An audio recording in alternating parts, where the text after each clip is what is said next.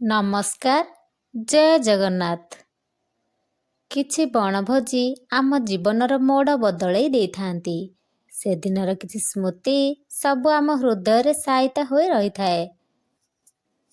ଶ୍ରୋତାବନ୍ଧୁମାନେ, ଗୋଟେ ନୂଆ ଓଡ଼ିଆ କାହାଣୀକି ଆପଣମାନଙ୍କୁ ପୁଣି ଥରେ ସ୍ୱାଗତ। ବଣଭୋଜି। ବେଳେବେଳେ ଗୋଟିଏ ଗୋଟିଏ ଘଟଣା ଏପରି ମୋଡ଼ ନିଏ ଯେ ପରବର୍ତ୍ତୀ ମୁହୂର୍ତ୍ତରେ ଯାହା ଆମେ କଳ୍ପନାର ବାହାରେ। ସେଇଟା ଘଟଣା କି ଦୁର୍ଘଟଣା ଥିଲା ଜାଣିନି, କିନ୍ତୁ ହଁ, ସେ କଥାଟିକୁ ବୁଝିବାକୁ ହେଲେ ଆମକୁ ଫେରି ଯିବାକୁ ହେବ ମୋ ଅତୀତର ପୃଷ୍ଠାକୁ। ସେତେବେଳେ 10ମ ଶ୍ରେଣୀ ମୋର। ଯେଉଁଠୁ ଆରମ୍ଭ ହୋଇଥିଲା ଏ ଘଟଣାଟି। ବାପାଙ୍କର ବଦଳି ହୋଇଥିଲା ମୟୂରଭଞ୍ଜର ବଡ଼ସାହି ଅଞ୍ଚଳକୁ। ସେଠାରେ ରହୁଥିବା ଲୋକମାନଙ୍କ ପାଇଁ ବଡ଼ସାହି ଗୋଟିଏ ଛୋଟ ଟାଉନ କହିଲେ ଅତ୍ୟୁକ୍ତି ହେବ ନାହିଁ।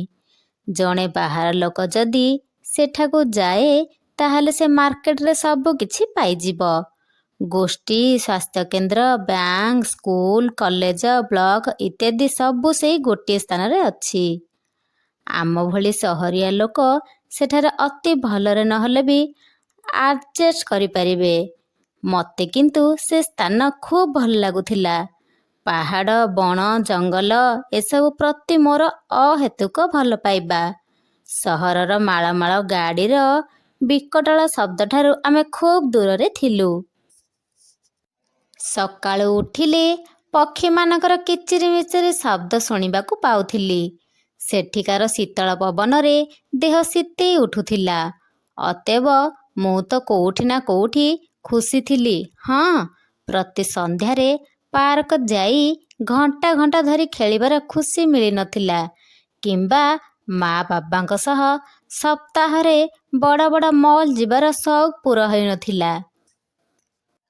ଯୋଉ ବିଦ୍ୟାଳୟରେ ମୋର ଆଡମିସନ ହେଲା ସେ ବିଦ୍ୟାଳୟରେ କାଳେ ବହୁତ ନାଁ ଥିଲା। ପ୍ରତିବର୍ଷ 4ରୁ 5 ଜଣ ଟପ୍ ପୋଜିସନରେ ରହୁଥିଲେ।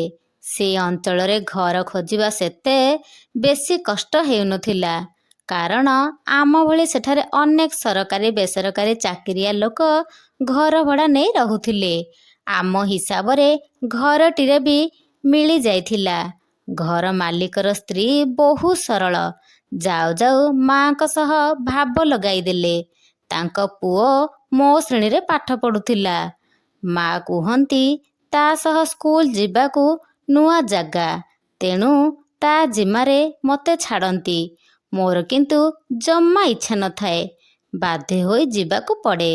ଯିବିନି କେମିତି ଯେ? ସେ ପରା ଘଣ୍ଟା ଘଣ୍ଟା ଧରି ଆମ ଘରେ ବସି ରହିବ। ଯେମିତି କାହିଁ କେତେ ବର୍ଷ ଧରି ସେ ମୋତେ ଅପେକ୍ଷା କରିଥିଲା। ମୁଁ କିନ୍ତୁ ମାଙ୍କ ପରି ଆଗଭର ହୋଇ କାହା ସହ ଜମା ମିଶେନି। ମୋର ଏଇ ଗୁଣ ବୋଧେ ସମସ୍ତଙ୍କୁ ଭଲ ଲାଗେ। ସେଥିପାଇଁ ସ୍କୁଲରେ ସମସ୍ତେ ମୋତେ ବହୁତ ଭଲ ପାଆନ୍ତି, ଆଉ ସାଙ୍ଗ ହେବାକୁ ମନ ବଳାନ୍ତି। ଯେମିତି ଆମ ଘର ମାଲିକ ପୁଅ ପ୍ରକାଶ। ଅବଶ୍ୟ ପିଲାଟା ଭାରି ଭଲ, ଶାନ୍ତଶିଷ୍ଟ, ପାଠପଢ଼ାରେ ବି ବହୁତ ଭଲ। ମୋ ଆସିବା ପୂର୍ବରୁ ସେ ଶ୍ରେଣୀରେ ପ୍ରଥମ ହେଉଥିଲା। ମୋ ଆସିବା ପରେ ପ୍ରତିଯୋଗିତା ବଢ଼ିଯାଇଥିଲା।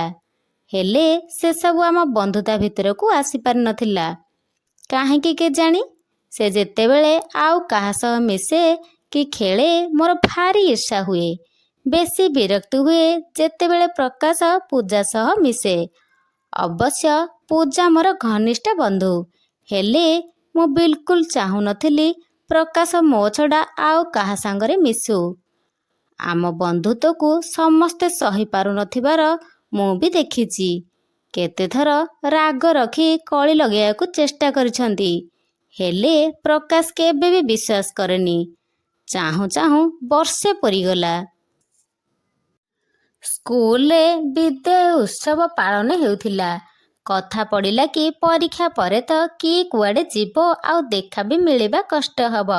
ତେଣୁ ସମସ୍ତେ ମିଶି ସାରଙ୍କୁ କହି ଗୋଟିଏ ବଣଭୋଜିର ଆୟୋଜନ କରିବା। ପୂର୍ବ ଯୋଜନା ଅନୁଯାୟୀ ବଣଭୋଜିର ସବୁ ଆୟୋଜନ କରାଗଲା।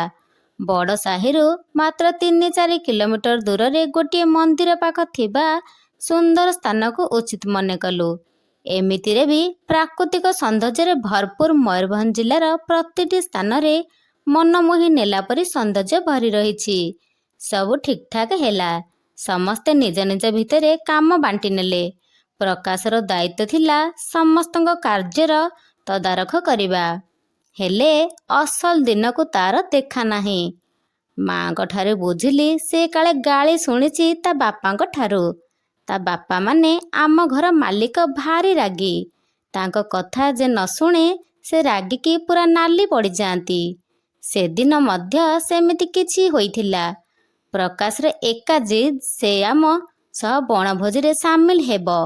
ତା ବାପା କିନ୍ତୁ ସିଧା ସିଧା ମନା କରିଦେଇଥିଲେ। ତାଙ୍କ କହିବା କଥା ପରୀକ୍ଷା ଆଉ ଅଳ୍ପ ଦିନ।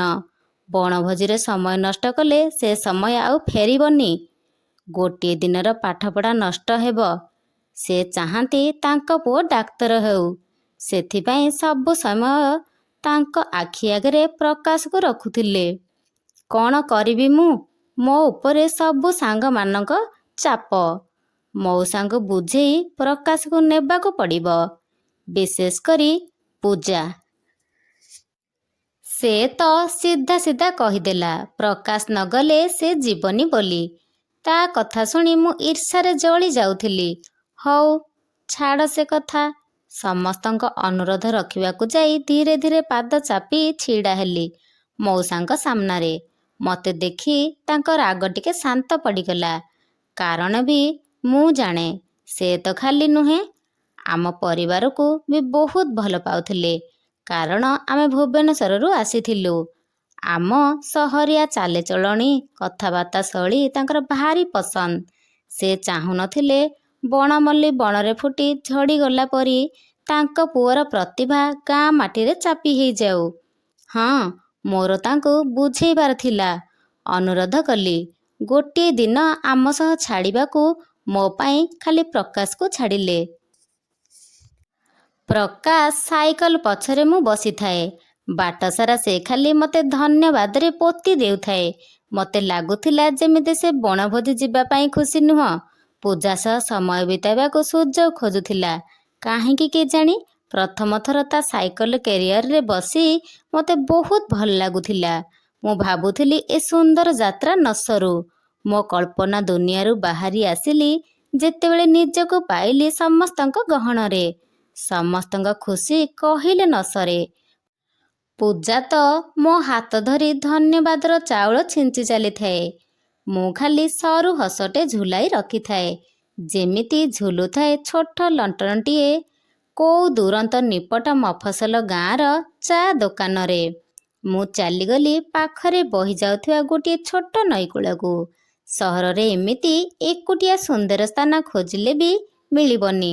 ନଈରେ ସେ କୁଳୁକୁଳୁ ଶବ୍ଦ ମନର ସବୁ ବେଦନା, କୋହ, ଈର୍ଷା ଧୋଇ ନେଉଥାଏ ଯେମିତି।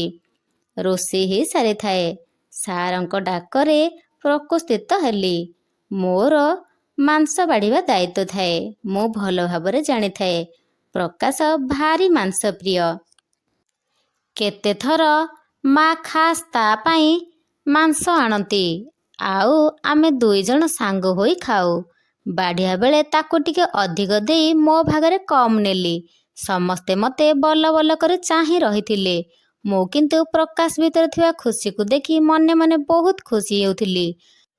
ପୂଜା ଓ ପ୍ରକାଶର ଚୁପ୍ ଚୁପ୍ ହୋଇ କ'ଣ କଥା ହେଇ ହସିବା ଦେଖି ମୁଁ ଭିତରେ ଭିତରେ ଜଳି ଯାଉଥିଲି। ଉପରେ ଉପରେ ଦାନ୍ତ ଦେଖେଇ ହସି ବାର ବାହାନା କରୁଥିଲି। ଏପଟେ ମନେ ମନେ ନିଜକୁ ଗାଳି କରୁଥିଲି। ଚଣ୍ଡାଳୁଣୀ, କ'ଣ ଦରକାର ଥିଲା ମଉସାଙ୍କୁ ବୁଝେଇ ପ୍ରକାଶକୁ ବଣଭୋଜିକୁ ଆଣିବା?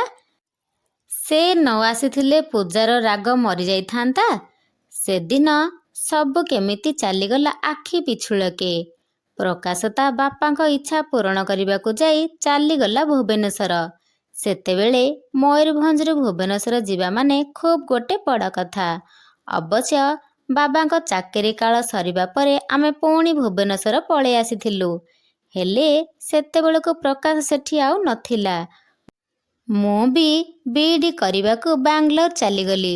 ପ୍ରକାଶ କାଳେ ଏବେ ଗୋଟିଏ ଭଲ ଡାକ୍ତରଟିଏ ହୋଇପାରିଛି। ପୂଜା ବ୍ୟାଙ୍କରେ ଚାକିରି ପାଇଛି। ମୋ କଥା କ'ଣ ମୁଁ ନିଜ ସହରଠୁ ଦୂରରେ ଗୋଟିଏ ଗାଁର ଶିକ୍ଷକତା କରୁଛି।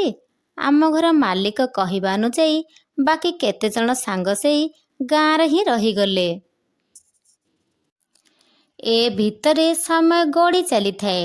ଟ୍ରାନ୍ସଫର କରି ନିଜ ସହରକୁ ଆଣିବା ପାଇଁ ଏ ଅଫିସରୁ ସେ ଅଫିସକୁ ଦୌଡ଼ି ଦୌଡ଼ି ଥକି ଯାଉଥାଏ। ତା ଭିତରେ କେଉଁଦିନ ପ୍ରକାଶର କଥା ସ୍ମରଣକୁ ଆସୁଥିଲା ତ କେବେ ନୁହେଁ।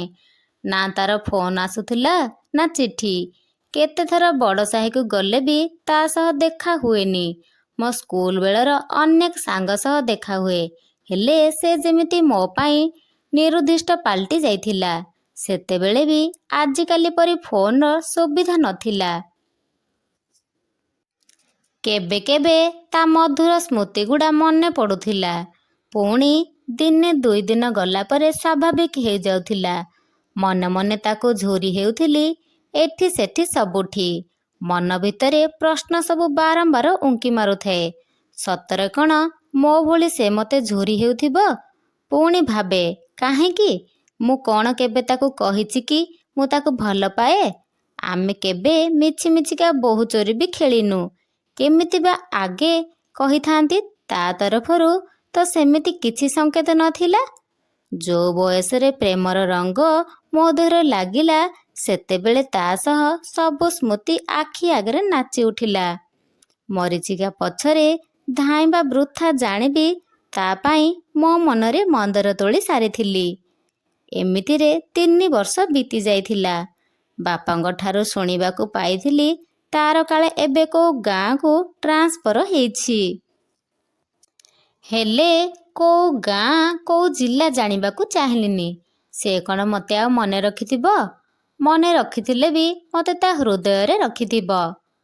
ମୁଁ ସ୍କୁଲରେ ଥାଏ। ମୁଣ୍ଡଟା ଭାରି ଭାରି ଲାଗୁଥାଏ ବୋଲି ହାଫରୁ ଆସିବା ପାଇଁ ଦରଖାସ୍ତ ଲେଖୁଥାଏ। ଆମ ସ୍କୁଲ ଷ୍ଟାଫ ଅନୁଦିଦି ଆସି ମୋ ପାଖରେ ବସି ମୋତେ କହିଲେ, ତାଙ୍କ ଗାଁ ମେଡ଼ିକାଲର ଡାକ୍ତର ବହୁତ ଭଲ ଚିକିତ୍ସା କରନ୍ତି। ରୋଗୀକୁ ଦ୍ୱିତୀୟ ଥର ଆଉ ଯିବାକୁ ପଡ଼େନି। ଏମିତି ଔଷଧ ଲେଖନ୍ତି, ରୋଗ ଏକାଥରେ ଗାୟବ।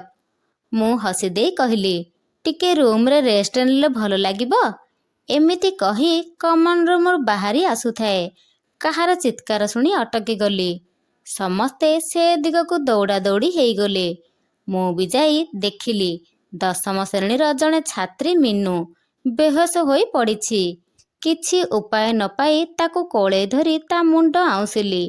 ପାଣି ଛାଟି ହୋସକୁ ଆଣିବାକୁ ଚେଷ୍ଟା କରୁଥାନ୍ତି। ତା ସହ ପାଠିନୀମାନେ। ସବୁ ପ୍ରଚେଷ୍ଟା ବିଫଳ ହେବା ଦେଖି ଅଟୋ ଡାକି ମେଡ଼ିକାଲ ନେଇଗଲୁ। ମୋତେ ଦେଖି ଡାକ୍ତର ଜଣକ ଛିଡ଼ା ହୋଇଗଲେ। ସବୁ ରୋଗୀମାନଙ୍କ ଚିତ୍କାର ଶୁଣିବା ସତ୍ତ୍ୱେ ସେ ବି ସେମିତି ବଧିରା ହୋଇଯାଇଥିଲେ। ନିରୀହ 4ଟି ଆଖି ପରସ୍ପରକୁ ଚାହିଁଥାନ୍ତି ଅପଲକ ନୟନରେ। ପ୍ରକାଶ କଥା ଯେ ଅନୁଦିଦି କହୁଥିଲେ, ଏକଥା ବୁଝିବାକୁ ମୋର ଆଉ ବାକି ରହିଲାନି।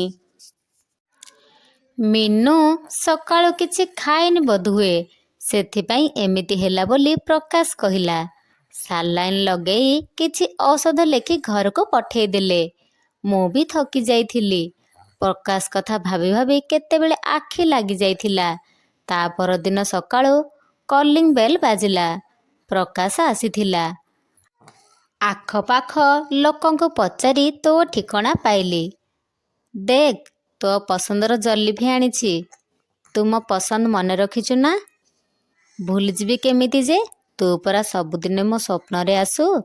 ମୋ ବାପାଙ୍କ ସହ କଥା ହେଇ ଜାଣିଲି ଯେ ତୁ ବଡ଼ ସାହି ଯାଇଥିଲୁ। ମୋ କଥା ବି ପଚାରୁଥିଲୁ।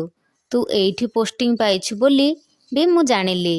ଓ, ତାହେଲେ ତୁ ମୋ ପାଇଁ ଏଠିକି ଆସିଛୁ? ହଁ ଲୋ ବୋକି, ମୁଁ ଭାବୁଛି ତୋର ଆଉ ଟ୍ରାନ୍ସଫର ଦରକାର ହେବନି। ମୁଁ ସ୍ମିତହାସ୍ୟ ଦେଇ କଥାକୁ ବୁଲେଇବାକୁ ଯାଇ ସ୍କୁଲ ଦିନ କଥା ସବୁ କହିଲି। ଆମେ ଖୁବ୍ ହସିଲୁ, ମଜା କଲୁ। ସେଇ ମଜାରେ ମଜାରେ ସେ କହିଲା ପୂଜା କଥା। ପୂଜା ସହ ତାର ଆଜି ବି କଣ୍ଟାକ୍ଟ ଅଛି। ମୁଁ ଚାହା କରୁ କରୁ ବଣଭୋଜି କଥା କହିଲି। ସେ ମୋ ପଛେ ପଛେ ରୋଷେଇ ଘରକୁ ଆସି କହିଲା, ହଁ, ସେଦିନ ବଣଭୋଜିରେ ପୂଜା କହୁଥିଲା ତୁ କାଳେ ମୋତେ ଭଲ ପାଉ। ମୋ ପାଟି ଖନି ମାରି ଯାଉଥାଏ। ନା ମାନେ? ଆଉ ପୂଜା କ'ଣ ଖାଲି ବନ୍ଧୁ? ମୁଁ ପୁଣି କଥା ବୁଲେଇଲି।